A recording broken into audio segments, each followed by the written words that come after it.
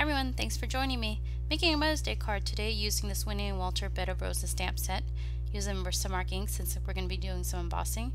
Using my Inkadinkadoo anti-static tool just to kind of rub some baby powder on that. And then I'm using my Hampton Art Stamp Perfect. The reason why I'm using that is I am actually using some watercolor paper and it does have a little bit of texture. I'll actually have all the supplies listed down below. So I'm just using some white embossing powder, and so it's kind of hard to see white on white, but you can kind of see it in the light. Then I went ahead and took my heat tool and got it really hot, and then went ahead and just melted it. So I'm using these distressed inks. In the middle of the roses is going to be Victorian Velvet. One side is going to be Festive Berries and Carved Pumpkin, and the second one is going to be Abandoned Coral and Spice Marmalade. I wanted to use really similar colors so they didn't look too crazy, and when I blended it, it would kind of show. So this is an easy way to kind of DIY and cheat where it looks like you're doing a lot of work but you're really not. This stamp set is actually pretty small. It's probably like a size of a tag, I think. They actually do call it the mini scenery.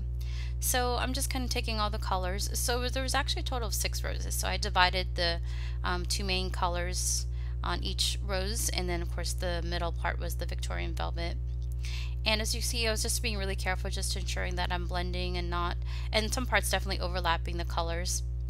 And what I also did at the very end was added Victorian Velvet in the middle because I felt like I was kind of losing that middle part with all the kind of orange and red peach colors.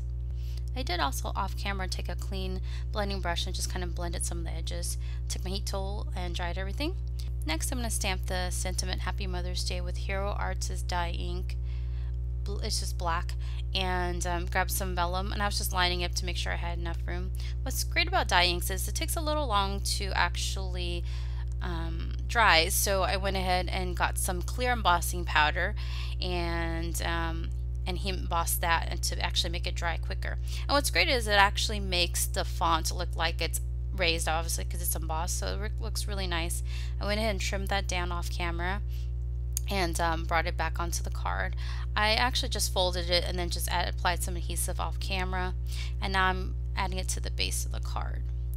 And I generally will kind of be really careful until I get it lined where I want to before I completely press it down. Then I'm grabbing some Tombow Mono liquid glue because I want to go ahead and add some sparkle and shine with some embellishments.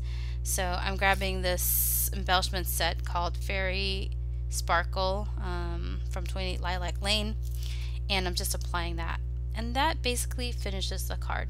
Thank you so much for watching. If you like this, please give it a thumbs up. You want to see more from me, please subscribe.